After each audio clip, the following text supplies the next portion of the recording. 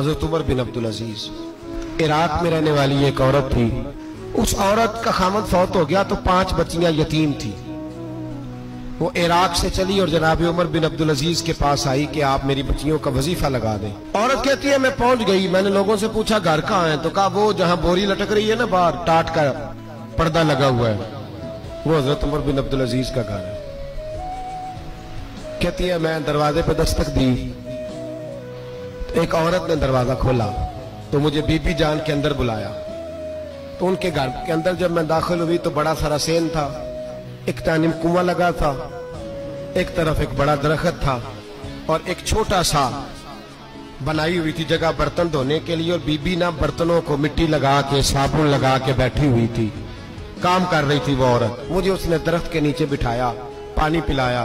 कैसे आई हो? मैंने कहा अमीरुल मोमिनीन से मिलना है। कहने लगी बैठो थोड़ी देर में आ जाते। कहती थोड़ी, मैंने समझा घर की कोई मुलाजमा है, मैं बैठ गई। थोड़ी देर गुजरी, फिर दस्तक हुई। उस बीबी ने उठ के दरवाजा खोला तो जब वो शख्स अंदर आए तो कहने लगी बड़ी देर से बर्तनों को साबुन लगा के बैठी हूं, कहाँ रह गए थे? कहती है वो साहब कहने लगे बस जरा मसरूफ हो गया था। दौड़े गए, कुएं से पानी निकाला, बीबी को दिया, उसने बर्तन धोए। कहती है फिर थोड़ा सा सिरका और एक रात की रोटी वो लाई, उस शख्स ने खाई। मैंने कहा कि ये दोनों घर के मुलाजम है, मियां बीवी काम करते हैं। जब वो खाना खा चुके तो वो औरत मेरे पास आई, कहने लगी उठ के मिल लो अमीरुल मोमिनीन से। मैंने कहा कौन अमीरुल मोमिनीन? तो कहने लगी कब से तो आए हैं, ये जिसने कुएं से पानी निकाला यही मुसलमानों का अमीर है, और ये जिसने दरख्त के नीचे बैठ के सिरके से रोटी खाई है यही है। ये फरिश्तों की दास्तान नहीं। जनाब उमर बिन अब्दुल अजीज रहमतुल्लाह अलैह के वो बीबी गई तो कहने लगी कि ये अमीरुल मोमिनीन ने कहा। वो उठ के हाजिर हुई, कहा हुजूर मैं इराक से आई हूं, मेरा खामद फौत हो गया, मेरी 5 बेटियां हैं, वजीफा लगा दे। वो बीबी कहती है मेरा दिल था कि ये 3 बच्चियों का 100 दिनार साल का लगा देंगे तो बड़ी बात है। कहती है जब मैं उनके पास गई तो हजरत उमर बिन अब्दुल अजीज को बताया तो वो रोने लग गए और मुझसे माफियां मांगने लगे।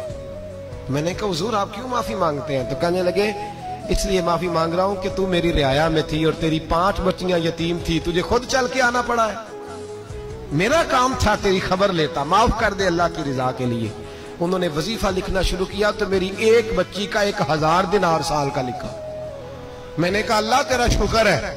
फिर दूसरी बच्ची का 1000 लिखा तो मैंने कहा अल्लाह तेरा शुक्र है। तीसरी का 1000, चौथी मैंने कहा शुक्र है। जब चौथी का लिखा तो मैंने कहा अल्लाह आपका इकबाल बुलंद करे, अल्लाह आपको हमेशा इसी तरह फलता फूलता रखे। कहते हैं जनाब उमर बिन अब्दुल अजीज ने कलम रख दिया, फरमाने लगे मैं 5वीं का वजीफा नहीं लिखूंगा, 4 बहनों से कहना बांट के इसे भी दे दे। कहा हुजूर क्यों? आप फरमाने लगे जब तक तू अल्लाह का शुक्र अदा कर रही थी मैं भी रब से जुड़ा हुआ था और अल्लाह से डर के लिख रहा था। अब तूने मेरी तारीफ की है, अब मेरी जात आ गई है।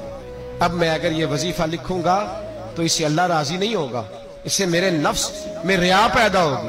अब मैं 5वीं का नहीं लिखूंगा, जा और जाके इराक के गवर्नर को दे। बीबी कहती है मैं घोड़े पे बैठी और मैं चंद दिनों के बाद इराक पहुंची। जब सवेरे आके मैंने वालिए इराक को रुका दिया तो वो चीख मार के रोया। मैंने कहा क्या हुआ? तो कहने लगा बीबी आज रात को हजरत उमर बिन अब्दुल अजीज का इंतकाल हो गया, फौत हो तो इंतकाल कर गए। कहती मैं भी तड़प के रोई। मैंने कहा मेरी ये 3 बच्चियों का क्या बनेगा? तो वो गवर्नर कहने लगा तेरे वजीफे जारी रहेंगे, तुझे मिलते रहेंगे। तो कहने लगी कैसे? कहने लगा मैं अगर तो गवर्नर रहा तो तेरा वजीफा जारी रहेगा, और अगर गवर्नरी से उतर भी गया तो मैं जाती तौर पे मालदार हूं, फिर भी तेरी बच्चियों के माहाना पैसे पहुंचते रहेंगे। मैंने कहा तू क्यों देगा? कहती है वो रो पड़ा। कहने लगा अगर अमीर हजरत उमर बिन अब्दुल अजीज जैसे हो तो फिर अल्लाह गवर्नरों के दिलों में भी रहम डाल दिया करता है।